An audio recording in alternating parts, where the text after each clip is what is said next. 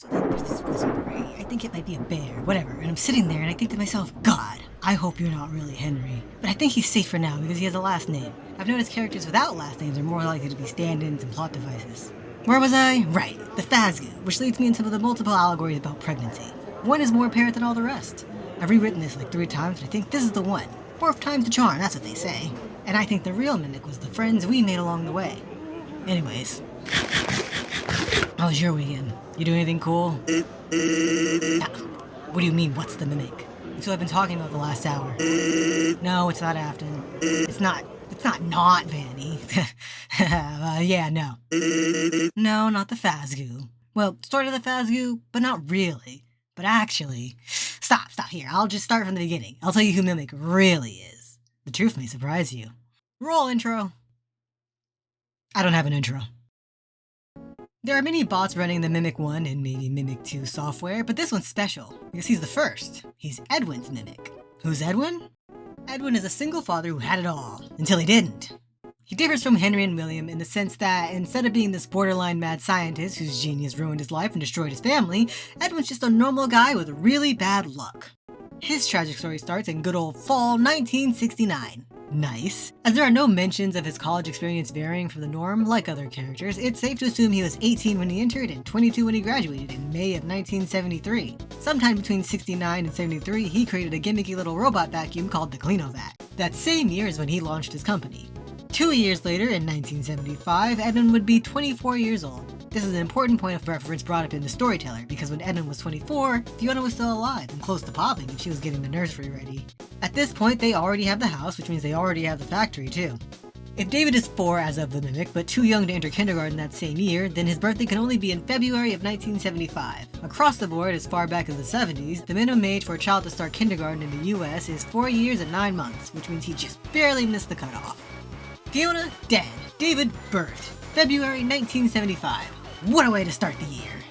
Edwin keeps the house until at least 1976 because David has only gotten sick from being in the factory for the last 2 springs. That infusion of cash lasts him until September 1977 when he sells his company to Fazbear Entertainment, whose CEO at the time was Grant Sterling. Funnily, that's also when Fall Fest of that year would be kicking off. A year and 6 months later, it would be March of 1979. This is great. This is working out great. Early March 1979, Edwin is at the ripe age of 28. Edwin's reminiscing would imply that he's 24 as of the Mimic, but it's actually just misphrased. Taking the context of the surrounding paragraphs, Edwin has already flashed back 4 years into the past. He's thinking a thought his past self had, so it's 24 years from that point that he's had this passion for building, which is a bizarre fucking way to deliver that information, but whatever, I got it, eventually. It's the 2nd or 3rd week of March. He's stressed and he hates being a single dad almost as much as he loves David. He gets the idea for Mimic and spends 3 weeks designing, building, and programming Mimic. 22 days to be exact. That's an interesting number. This places Mimic's activation date in the 5th week of March or the 1st week of April, which coincidentally would be the earliest David could be conceived. With a brain that runs on Pascal and C# and something else, Mimic was made to be David's new best friend. Though he was programmed to Mimic, hence the name, he quickly proves he can do a lot more than that in the coming weeks. 2 weeks from then, David's death would be the 2nd or 3rd week of April, and 2 weeks after that, in the 4th week of April or the 1st week of May, Mimic is destroyed. Physically. You could also consider that Mimic's birth date, since it's the day he's given life. May, or the very cusp of April, 1979. My boy's a Taurus. It's established in the Silver Eyes trilogy that agony isn't the only emotion that can haunt inanimate objects. Theoretically, all emotions hold the capacity to do that, but we've seen examples of most.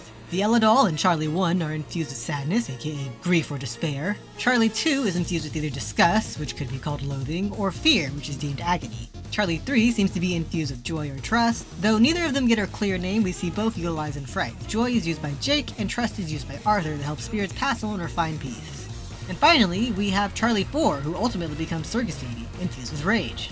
Phineas Taggart focuses his research on agony specifically because he believes it to be the strongest emotion.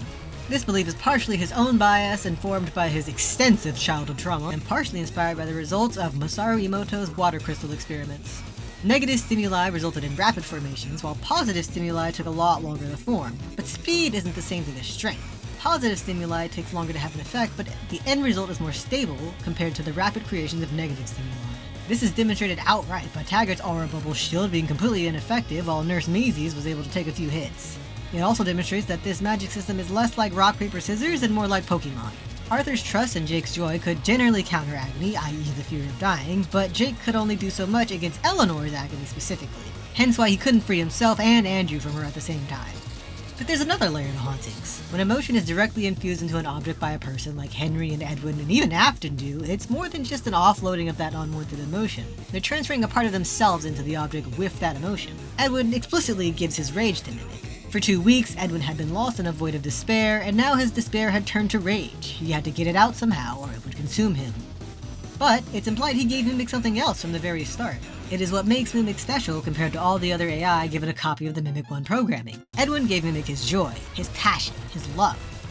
Edwin attributed this speed to the passion he held for the project. Edwin had been so caught up with Fazbear that he'd forgotten what it was like to pour himself into his own creations. In fact, I think there's a third aspect to Mimic. David. Not his ghost or whatever, though that's probably still floating around. His programming. And not the literal code, but programming as it's defined in Kane's senior thesis, The AI Within. The behavior and thought processes we internalize throughout childhood. Our ability to socialize and regulate our emotions, or our inability to do so depending on how that childhood went. It's the way Warren, Astrid's bully, acts out because his father abuses him. It's the way Cassie gives Gregory unconditional loyalty even when he's mistreating her. Hell, it's the way Chica excessively eats and resorts to violence when kept from food. Bad biological programming. Mimic's quote-unquote biological programming isn't quite bad or good, it's sad. David is characterized by his sadness, and he passes that on to Mimic the normal way, through imitation. The whole reason Mimic mimics is because Edwin was inspired by the way David and all other children learn. After Edwin destroys, or should I say ruins, Mimic, the story cuts to an undetermined amount of time in the future. Definitely more than a few months based on the state of the place. The green paint has started peeling, the once salvageable lace is now rotten, and the place is riddled with the dead bodies of Fazbear technicians. At least the leak in the roof is fixed. Sort of. It's here that we are introduced to the first red herring smearing Mimic's good name. Post-time skip, Fazbear Entertainment is trying to reclaim and cover up the mess that's been made in Edwin's factory. The first team rolls through in December, right around Christmas. The factory was already in pretty bad shape, but it's exponentially worse by the time Team 2 is sent in. Most notably, even the things Edwin added to the factory are in bad shape. So I strongly suspect it's been more than 6 or 7 months, especially since at some point the place was sealed up. So even though there's a leaky roof, it's not as exposed to the elements as one would think. Anywho, Team 1 was told to complete the work that had been started. But when they get inside, the door mysteriously locks itself from the outside. This could be caused by a pseudo-haunting, a real spirit, or just a regular-ass person. The narrative doesn't really dwell on it, but with no choice but to work, they get to it. Luckily, one of the members of Team 1 was a lore aficionado and decided to leave tapes behind documenting what they were doing. They find a generator, get it working, and get to doing random tasks, since Fazcorp didn't really specify what they wanted done. There's some repairs to make and some stray animatronics that are easy to fix, but one thing catches the team's eye. The upper half of a super advanced endoskeleton is sitting on the work table. This is not Mimic. And yeah, I know, this is the last place we saw Mimic in, sure, but why would Mimic be repaired like this? If using Fazbear Entertainment property to build Mimic was always an option, why not do that from the start? That's stealing, and I think Edwin knows better than to steal from the company that routinely makes people disappear without a trace. People know what Fazbear does, they just look the other way. Not to mention, I'd think if Edwin repaired Mimic, he'd bring Mimic with him. Wherever it is he went. So, the Team 1 technicians steal a pair of legs from a different endoskeleton and slap it onto the cool one. It activates, and it brutally kills all of them. A month later, the same thing happens to Team 2. If we're being honest, this isn't even a Mimic, let alone the Mimic. The whole point of the Mimic 1 software is that it does what it sees. Even though outside mutations in the code can create a Mimic that is actually learning from its mimicry, the imitation is kind of a core feature. And what this endoskeleton does isn't something a human being can show it how to do. It rips someone in half, it folds a person like a chair, it rams another person headfirst into a wall, and most impressively, it reaches through Dominic's back and rips out his throat. It proceeds to do things that make it seem like it might be Edwin's Mimic, like putting bodies in the fridge or on a coat hanger in the closet, since always put the milk in the fridge and put everything in the closet are both rules Mimic would have learned from observing David. But Mimic clearly knows the difference between a carton of milk and a human being. If he didn't, Edwin wouldn't have trusted him to play with David. And this trait, above all others, is what puts Mimic in another tier above most other robots in this world. He has an innate sense of what people are. That is a part of what makes him special, aka the emotions haunting him. You can layer more things on top, but you can't remove what makes someone special. Not without lobotomizing them or something. And if you do that, they notoriously stop being who they were. That's why Henry just left the fourth Charlie unfinished. He couldn't fix what he felt was wrong with her, and in that scenario, the removal of it would have just killed her. I would argue there was nothing wrong with Charlie the Fourth, and he was just being a bad robot dad. But, this isn't the circus baby video, this is the mimic video. Tangents aside. What this endo does aren't things you could accidentally teach it. Maybe folding someone, if it for some reason mistakes them for a shirt. Ripping someone in half is pushing it, but toys and such can accidentally be damaged in that way. I can even rationalize plucking out someone's brain as witnessing a repair on another endoskeleton. But ramming someone into a wall? Ripping out their throat? What could you possibly be doing besides brutalizing someone or something Mortal Kombat style? The only way this endo's actions could be mimicry is if someone demonstrated these finishing moves on a practice dummy. But then the question would boil down to why.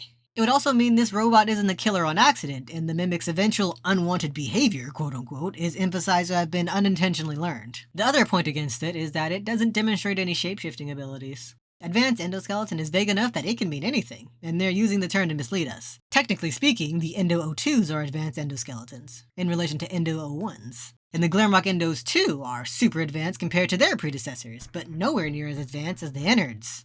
Do you think they're officially called Innards in-universe, or did Scott just forget to give them a real designation? Since FNAF 4, Scott's been really big on sound. Listening for breathing was the core mechanic, and the other sounds you could occasionally hear, like a dog barking and footsteps on gravel, were important enough to call out in the Ultimate Guide. In Sister Location, we'd have to listen for sound cues when dealing with Ballora, Bonbon, and Innard. In Pizzeria Simulator, the animatronics react to sound, and in Security Breach, there's sticky notes dashed about warning that it's attracted to sound. This emphasis on sound continues in Tales from the Pizzaplex. In every story that a killer endoskeleton is involved, extensive descriptions are given to the way it sounds when it moves. And they're all different. For this endoskeleton, it's a sound written on screen. A scrape of some kind, something with friction, but not enough friction that it's grinding, followed closely by a stilted hiss. There are two animatronics that make a unique noise when they walk, and the one whose noise has the closest match is Glamrock Chica.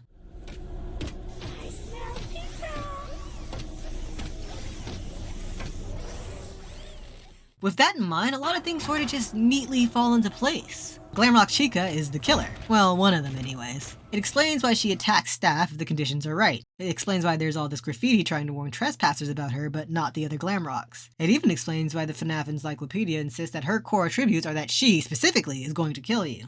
And it explains why her plushie in Help Wanted 2 isn't property of Fazbear Entertainment like the others, but instead just has this skull on it.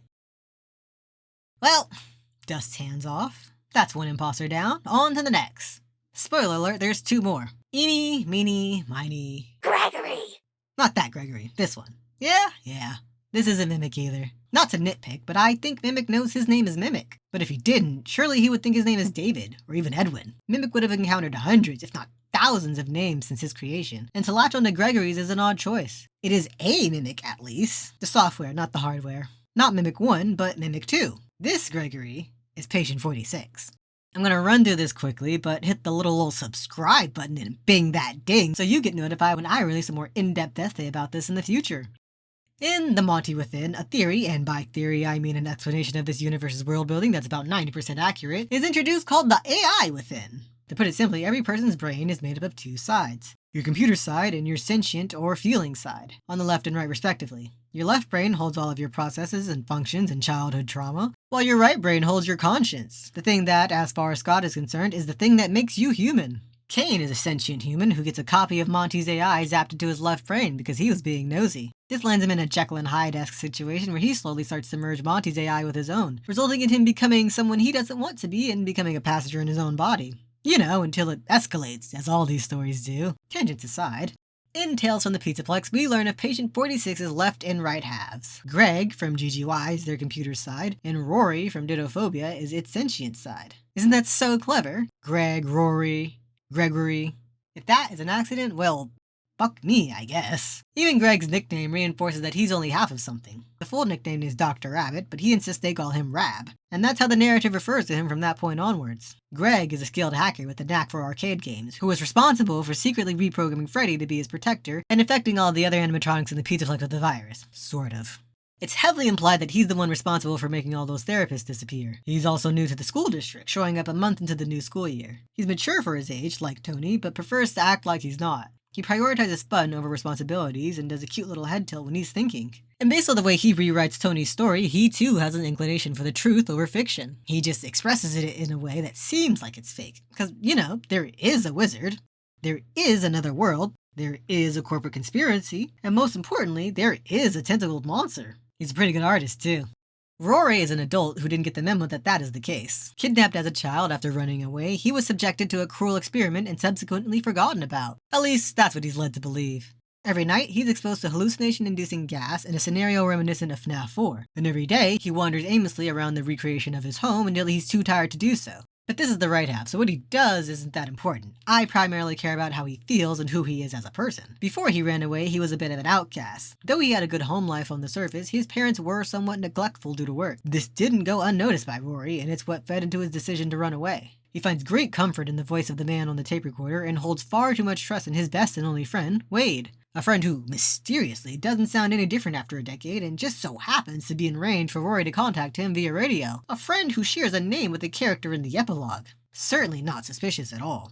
Rory proves to be someone who's quick to give up when things get difficult. His insecurity and fear of rejection are easily weaponized against him. But up until those insecurities rear their ugly head, he can be very resourceful and perceptive. He just prefers not to perceive things, unfortunately. As he willingly puts himself back into the illusion and the experiment, not because leaving isn't the viable option, but because he's convinced the outside world won't accept him and doesn't want him. Ditto is a noun that means a duplicate, copy, or imitation. More literally, that which was stated before. Therefore, dittophobia would be the fear of a duplicate or imitation, something that is the same as someone else. Literally speaking, the fear of what came before them. Simply put, the fear of your doppelganger, which is what Patient 46 is to Gregory. Or maybe the other way around. Patient 46 is imitating Gregory to the extent that it believes it is Gregory. And philosophically speaking, it kind of is. Either Patient 46 is afraid of Gregory, or Gregory is afraid of Patient 46. Honestly, the feeling's probably mutual. So, Patient 46. A lonely, neglected child who's conditioned to fear the animatronics, regardless of the actual threat they pose. An amazing hacker with a creative mind who craves human connection but fears rejection too much to seek it out. They're mentally mature, but not emotionally. Literally a child in an adult's body. They like it when the animatronics act eerie. They come off as manipulative when they're really just selfish. Calling them manipulative is like calling a toddler manipulative for crying when they go get their way. And getting manipulated by them is like losing chess to a dog. They're sentient AI salvaged from a long-abandoned circus baby's rentals whose sense of self and biological AI, as Kane describes it, contradicts with their programmed AI. Also, they're probably definitely the crying child. Crying child's heart may have flatlined, but the brain can be kept alive. And the spirit follows the flesh, it would seem, and also the pain. Yeah. Shout out to Matt Pat. Right idea, wrong Gregory. And now, put your hands together for the final unidentified endoskeleton besmirching Mimic's good name. The rampaging killer that was to be the band's guitarist. The Mimic! So, the Mimic isn't the same entity as Mimic, silly as that may sound. The Mimic is what Lucia and company call the bare endoskeleton at the construction site, just to have a way to refer to it, since it lacks any identifiable features. A Mimic-like animatronic is what it is, but not who it is. You know, we have Bonnie the Rabbit and Foxy the Pirate. Mimic, just Mimic, is his name. Edwin's not exactly the most colorful crown in the box, but that is what he named him. Emphasis on him. The text makes the point of showing us the sort of humanization, or anthropomorphizing of Mimic. Once granted a name, Mimic stops being just an object. He's someone rather than something. Quote, Mimic, still moving slowly, pulled its head back and pantomimed hugging a tiger-sized invisible object. David giggled again. Edwin smiled. He sure was. Mimic was working. David set down Tiger. Want to play patty cake? David asked his new friend. End quote. The little murder bot doesn't have a name yet. It's just unidentifiable, the Mimic. This one, I suppose, could be considered Mimic's brother from another mother. Or sister from another mister. Sibling from another middling? It might even be Mimic's own child. Surely, if Mimic is alive enough to experience emotion, he too can infuse emotion into and haunt an item? I wonder. Regardless, this Mimic is salvaged from a fire, probably the one that's surely going to happen at the end of Secret of the Mimic. This walking beacon of OSHA violations is two completed endoskeletons that were combined. The body is the shape-shifting endoskeleton they allegedly had Edwin create for them, and the head is someone else's. From elsewhere. It's got white eyes with black pupils, but when it's powered on, its eyes glow orange when being modified, and white the rest of the time. Its body is a blackened, stripped-down endoskeleton with black wires protruding from the segmented joints and pumping pistons. Its fingers are sharp. Its head is the only part of it that isn't burned or damaged. It's black, rectangular, and has a hinged mouth full of big white teeth. Its eyes protrude from its skull. The noise this one makes when it moves is a weird creak with an underlying hiss and a rasp, like a creaky metal gate. Sort of. Lucia and company aren't able to tell if it's a first or second generation endoskeleton, but based on that description, the body, at least, is made in the image of an Endo 02, which means it's likely to be a modified Glamrock endoskeleton, and that narrows things down greatly. The head, however, seems to be Patient 46's, so that's odd, and the eyes are...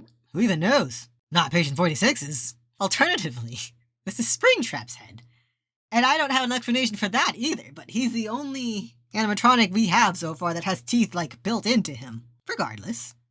It could be Glamrock Bonnie. There's damage done to his chest, and he's been the band's guitarist up until Security Breach. In the same vein, it could also be Monty. He's the other character that has a distinct noise from when he moves. And in the absence of other noisy characters, I'm willing to believe that this...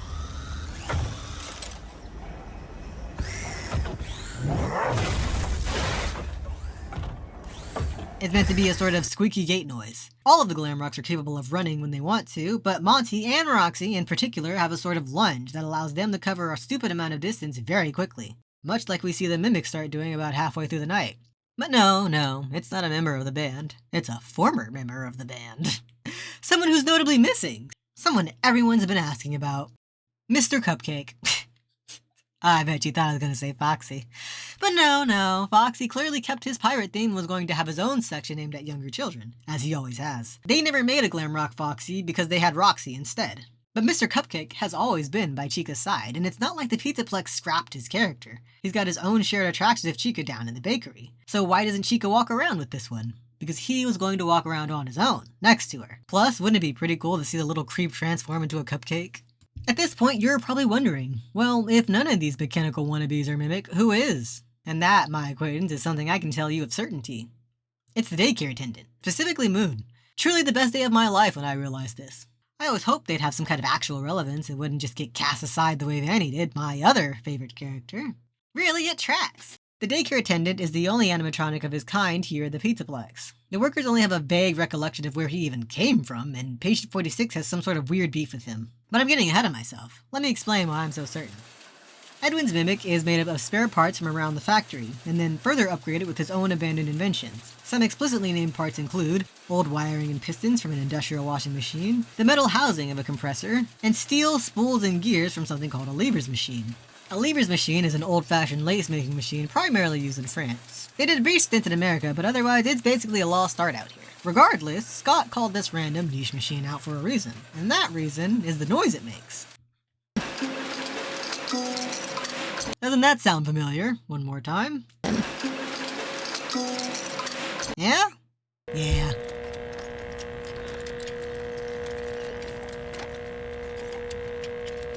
Those are the sounds Sun and Moon make when they're scurrying around. And it's similar to the sound that plays throughout the Secret of the Mimic trailer. This is an open and shut case if I've ever seen one, and it only continues to add up. The daycare attendant is more than a little janky in appearance, and kids aren't exactly known for their love of clowns. Not to mention, they're completely off-theme compared to the rest of the Pizzaplex. They belong in a circus, and they're inside a vaguely fantasy-themed castle in the middle of a retro wonderland. His arms seem to be legs, and he has this weird mesh instead of a plastic casing like everyone else. His proportions are all over the place, and he just looks old and dirty.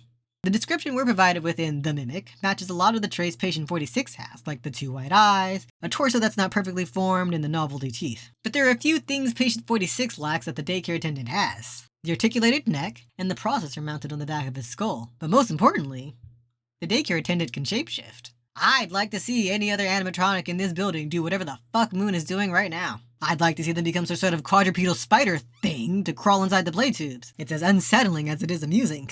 If you pop into arts and crafts again after the tutorial, Sun doesn't cartwheel in to greet you. He's contorted under this cubby space and built into the desk. He could just clip through the floor and rise into view, but he doesn't. Someone had to animate this. They're showing us that he's the one who could contort to a third of his original size. Mimic's behavior also aligns with the attendants. Mostly Moon, as I called out earlier. A lot of his animations were ultimately cut from the game, but shout out to Cowpoo for sticking them on YouTube. Moon mimes, which would be like sign language made up by a child. He's got all these little idols and dances he does that could very well mean something to him, we just don't speak his language. Moon's also big on drawing. In Ruin, there's drawings littered throughout the daycare that only he could have made, trying to communicate something. Many somethings, like how he's stuck in night mode and having a bad time, or how Monty did something. This one's saying that he's in the castle, and this one's saying that Mr. Cupcake is here in some capacity.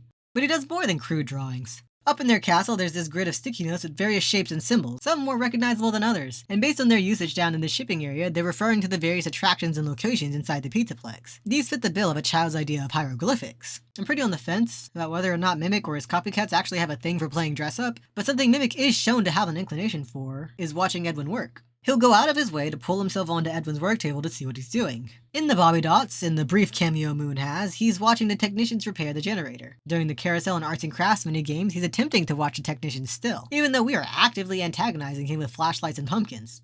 He's just a curious little guy.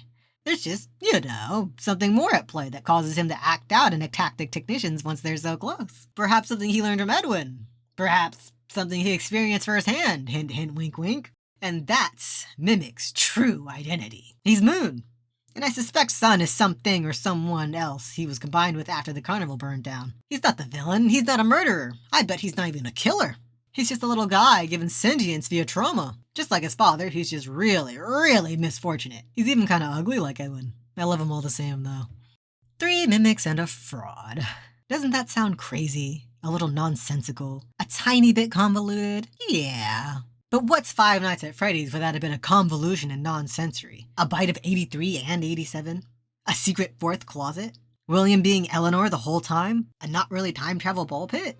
But it gets a little less crazy when you peek over to the MCM archives. 4 advertisements that establish 3 basic abilities. Shape-shifting, seen in the Clinovac and Murray's Magic Coat Rack. Voice mimicry, seen in the Mycelium Men. And, being a controlling know-it-all is seen in the Stay Up Latte. There's also a different amount of cassette tapes in each thumbnail. The first being the fraud, the pretender, in the form of the Stay Up Latte. Not a mimic, but could pass as one. Its creator is associated with Orange. I have strong suspicions that this one is, in some way, a mechanical Turk. It's a person, or their ghost, pretending to be a robot. They, might not be aware that they're dead, if they are dead. The second is the Mimic, the accidentally murdering one, taking the form of Murray's magical coat rack. Something so incredibly useless, even if it does make for a good companion. Its creator is associated with black. The third is Edwin's Mimic, appropriately starring as the Clinovac, useful and a companion. Edwin's associated color is brown, which is reinforced in the books as his only additions aesthetically to the factory are the brown carpets. Finally, the fourth is Patient 46. At least the blueprints for them, in the form of the Mycelium Men. They were also created by black. Jackie, Tiger Rock, and Patient 46. The timeless trio, if you will. The Bobby Dots, if you won't. As I was going through and determining the timeline, I noticed a pattern, a bit of a cycle. Edwin keeps his company for about 4 years and 3 to 4 months, which is the same age as David when he dies. And I'd be willing to bet that's how long the Clinovac lasted before breaking down. Because, and let me pull up the timeline again, 4 years and 3 to 4 months from Mimic's birth date is September 1983. Lovely, just lovely. Isn't it nice when things just come together like that? The start of fall, the first month of Fall Fest 83. When, something happened, and that something is going to be what kills Mimic, as much as one can kill an AI anyways. Well, actually, correction. Fall Fest 1983 is when something is going to effectively lobotomize Mimic, which is about the same thing as killing him. That's why Edwin is so single-mindedly focused on apologizing to Mimic once he returns in the form of the storyteller, despite the sheer stress it causes him. And that's why Mimic's not really responding. He can't. His brain is literally fried and he no longer has a body. The system he's hooked up to can only respond to his distress by breaking down. Edwin's not apologizing to appease Mimic so he won't kill anyone. Mimic's never killed anyone. Mimic's the victim here, and not just at the hands of Edwin. An apology is the bare minimum he's owed, especially now that Fazbear Entertainment has revived his robot corpse to use his brain as a free content generator. Because although he might not be a real human, he is a person with real feelings. Edwin knows and understands this, even if no one else does. Edwin didn't see any horrific massacre or a scary animatronic gone rogue. Edwin has PTSD because he watched David die after he got obliterated by oncoming traffic. Not to be overly crude, but The road David ran onto was connected to a freeway off-ramp. He got splattered like roadkill by a car going no less than 40 miles per hour. At least it was quick. He probably didn't even get the chance to process that he was dying. Just like Edwin. Ha! The cycle continues. Oh, I just realized something sad. Cassie totally killed Mimic in Ruin. Do you think he was alive enough to produce a ghost? Well, now you too know Mimic's true identity. Enjoy the enlightenment, I guess, or don't. This is getting uploaded hours before Secret of the Mimic releases, so this will be the fastest the theory is proven right or wrong. We shall see. Until next time, hidey hide, hide away. Roll outro. I don't have an outro.